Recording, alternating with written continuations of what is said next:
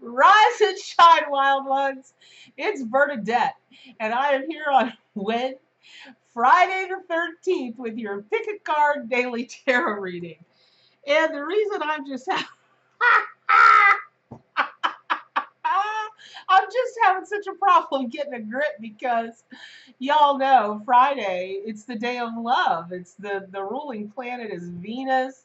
The chakra is it's the throat chakra. It's about speaking love and singing love. And it's supposed to be just like this great day of romance and family and friends. And it's on Friday the 13th.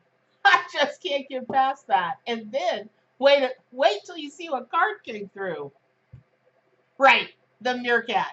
Now, that's it's not going to mean a whole lot to y'all at the moment, meerkat, in conjunction with Friday the 13th, but it kind of will in just a second because let me I know y'all love my stories. Let me tell you a story. So, I was married and a few years ago got a divorce. Just we're still good friends, nice guy. And when we first started dating, he I noticed he had this thing where every time he would see something he was interested in or something that he heard that was kind of important, he'd just be sitting around like, like we sit around and then he'd hear that and he'd go. And I swear to Swanee, he reminded me of a meerkat from the very first we started dating. Well, he's not really into all this stuff and he didn't want to hear all that stuff. So I just never told him. I just always thought of him as meerkat. And about a year after we got married, I don't even remember what we were doing, but he started extolling how much love he has for meerkats and that they're his favorite animals.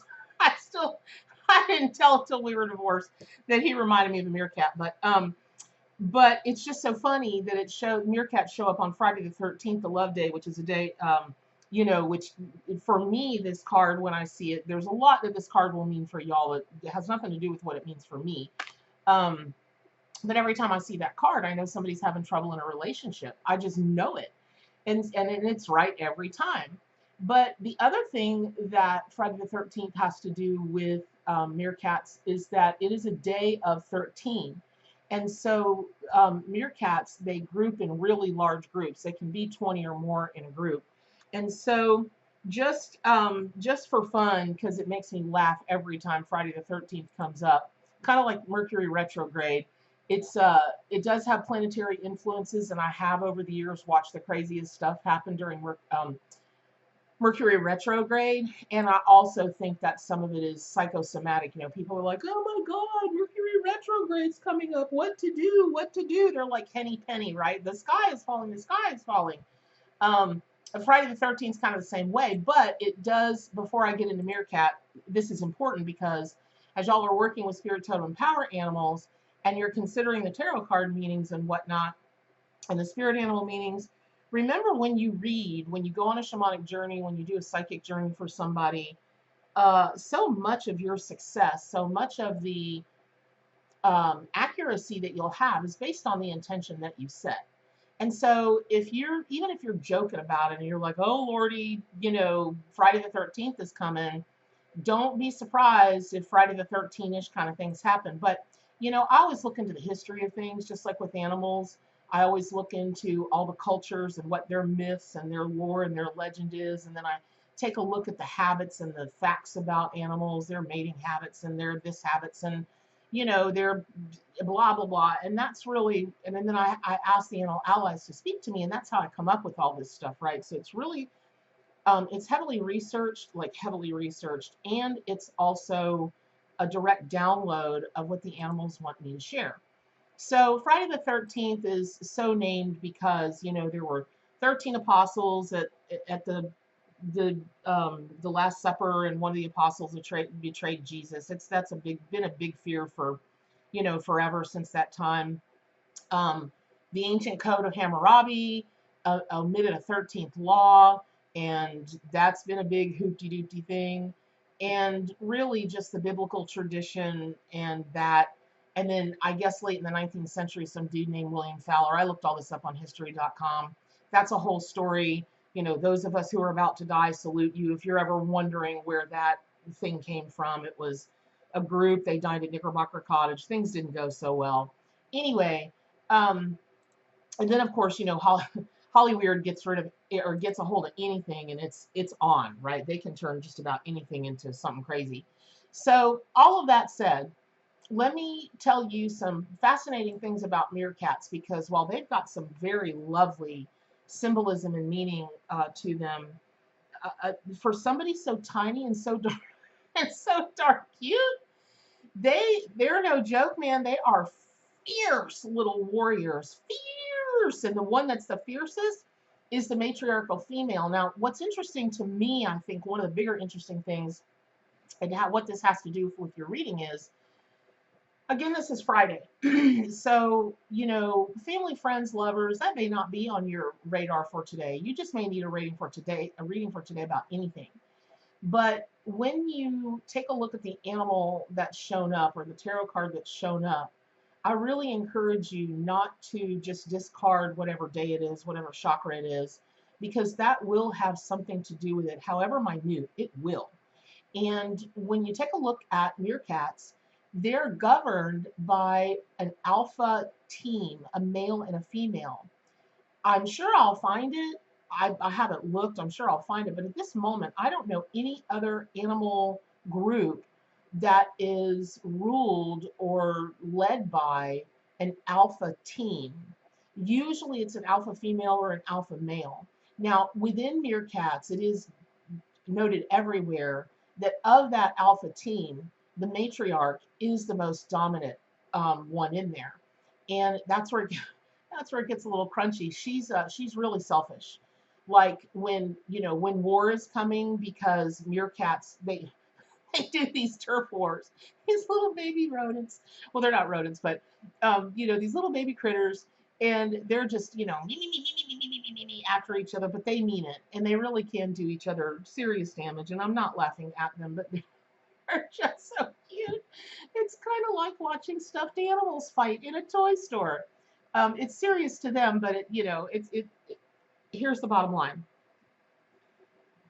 Sometimes when fights break out, it's just so comical because it's the most ridiculous thing. The most ridiculous thing. And interestingly enough, on the 11th, for the big 11/11 reading, goodness, I must have had 24 people write me and tell me that that video made them realize that a fuss they were having with somebody that was important to them was just the most ridiculous thing ever. And I don't know what happened. I don't know if they made the move to call them first or whatever. They might have. I hope they did. And, start repairing, bridging those gaps. And so today, if you're having a fuss with somebody, please consider, is it just ridiculous? Is it somebody at work? Are they being ridiculous and you're not being ridiculous? Okay, you can't shoot the village idiot. Just, you figure out a way around it or to move past it or to heal it or whatever. Just don't give it any credence. Come from a place of love. And it's really hard to slap somebody upside the head when you love them, even if it's tough love. It's a little tough to do. So, consider that. But also, if you're a leader of any kind, like you're the matriarch of your family, or you're the boss at work or something like that, or you own your own business, you always want to be thought of as the person leading the charge, because that's what true leaders do. But in the meerkat community, that's not what happens. The matriarch shoves all the other meerkats out in front of her, and she stays in the back. Kind of like the old British ways of doing things, where all the lords, sat in the back with their first men and their, all the people that sat back there and they watched the skirmish, but they rarely got into the skirmish. And so that might be a lesson for you today. I'm not telling you to be selfish. And I'm not telling you to tell other people, to take a bullet when you wouldn't take the bullet. I'm not telling you that. What I'm telling you is sometimes there is wisdom in having other people take care of certain things because you might be needed for something else. And this, I would say, really, this lends itself a lot more to business and careers than it does to friends, family, lovers, unless within the confines. I'm finding a lot now that in relationships, people are making these very clear boundaries. Like, your job is to take care, especially millennials, man. They've got contracts like Sheldon Cooper on, Big Bang Theory. you take care of this and you take care of this. And if you don't take care of that that's in your contract, I'm fixing to get you. And they're no joke about that, man. So in business, though, delegation is what comes to mind. The animal kingdom is sending the word delegation to me. And it's not that, it's so drastic as you send out somebody to take a bullet, but even in family, or you might be having some problems within a romantic relationship where you're like sick of washing the socks. You're sick of making the dinner, you're sick of doing this, you're sick of doing that. And this can be guys too. Maybe you're sick of repairing the car. Maybe you're sick of doing this or doing that. That's totally cool. Not that you need my permission or wanted my opinion, but um, maybe it's time to have a conversation from love. This is Friday, throat chakra, place of love, color blue, Venus. Maybe it's time to have a conversation about delegation. And it can be just that simple. But when you do that, you know, realize that while meerkats, I joke and say they're selfish, that the matriarchal females are selfish. But self preservation is the best preservation. And without you, what would fall? If you just collapse, if you just are strung out like I'm overwhelmed, oh my God, I'm going to snap. What else collapses when you can't be an effective ruler, matriarch, leader, whatever? That's a problem. So don't stop that problem if it's happening. Okay. So also, I love meerkats because they look like football players got together with Uncle Fester and had little furry babies with those big black marks around their eyes. But I love that because, like football players, they put those they are genetically, they have that dark around their eyes to um, minimize the glare in the African world. They live in Africa, and oh my God, the sun glinting off that sand. I mean, I know what the sun is like when it glints off the beach sand in Florida. I can't even fathom what it's like, in Africa when it's like, 450,000 degrees Fahrenheit. And that's really helpful to them. So I always am very called to meerkat for eyesight and what they're seeing and how they're seeing it, and protecting your eyesight.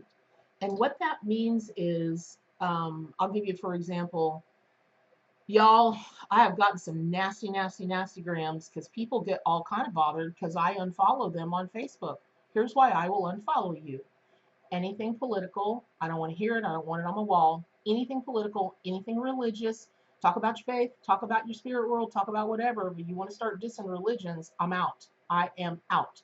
The other thing is, I love you. I applaud you. I will support you when you want to bring attention to animal cruelty. But Bernadette is not capable of seeing those pictures. I know that I am one tough cookie. I get it. I'm pretty sure you get it.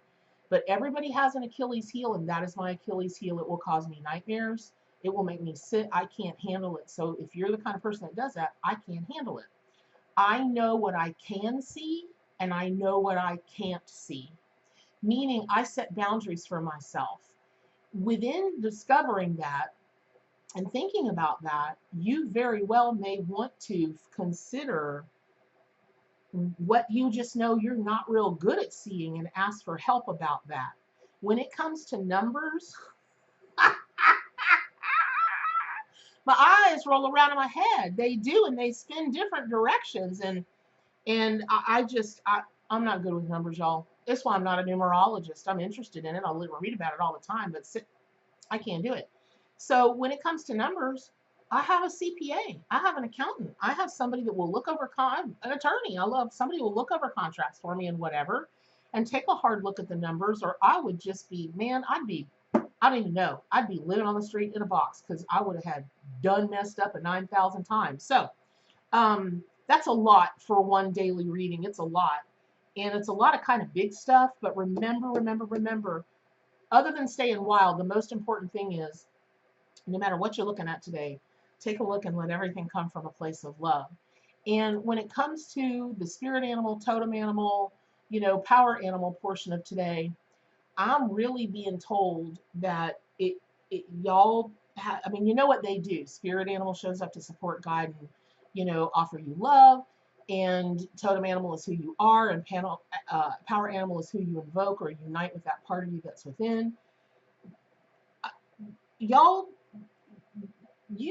I'm not saying you figure it out, like I don't want to help you. I do want to help you, but again, that's a lot for one reading. And I'm really feeling like with those chunks, those nuggets of very specific information that's come through for y'all today. Oh, yeah, and you know what? I just thought about it. The meerkats are in the Friends, Family, and Lovers. Dirt, Bernadette.